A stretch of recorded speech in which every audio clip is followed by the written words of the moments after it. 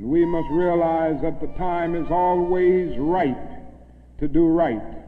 Now, there's another notion that gets out. It's around everywhere. It's in the South, it's in the North, it's in California, and all over our nation. It's a notion that legislation can't solve the problem. It can't do anything in this area. And those who project this argument contend that you've got to change the heart, and that you can't change the heart through legislation.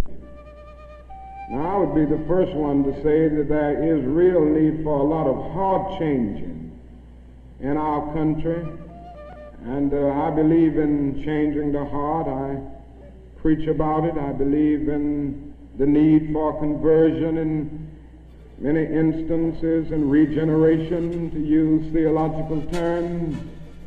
And I would be the first to say that if the race problem in America is to be solved, the white person must treat the Negro right, not merely because the law says it, but because it's natural, because it's right, and because the Negro is his brother.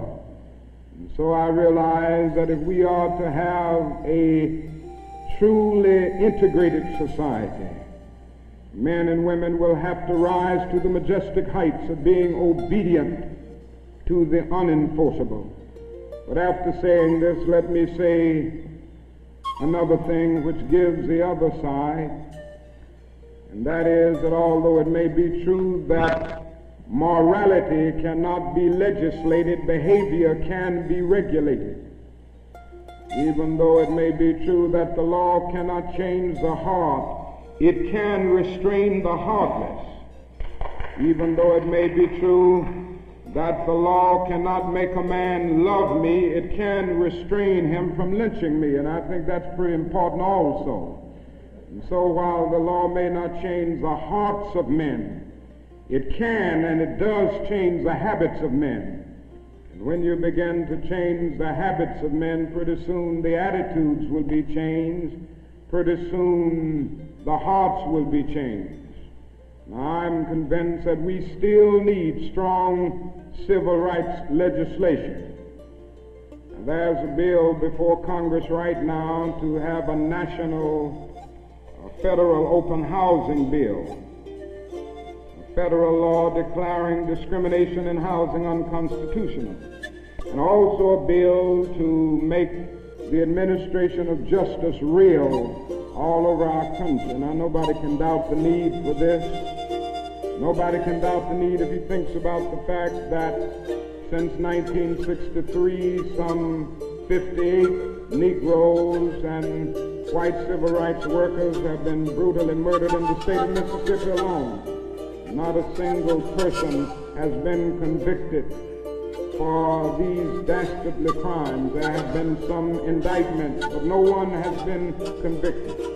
So there is a need for the whole question of the administration of justice. There is a need for fair housing laws all over our country. And it is tragic indeed that Congress last year allowed this bill to die. That bill died in Congress. A bit of democracy died. A bit of our commitment to justice died.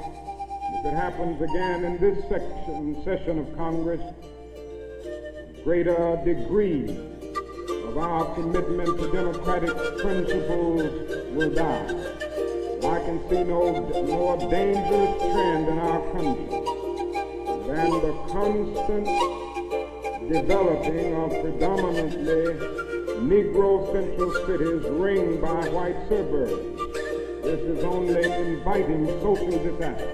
And the only way this problem will be solved is by the nation taking a strong stand, and by state governments taking a strong stand against housing segregation and against discrimination in all of these areas.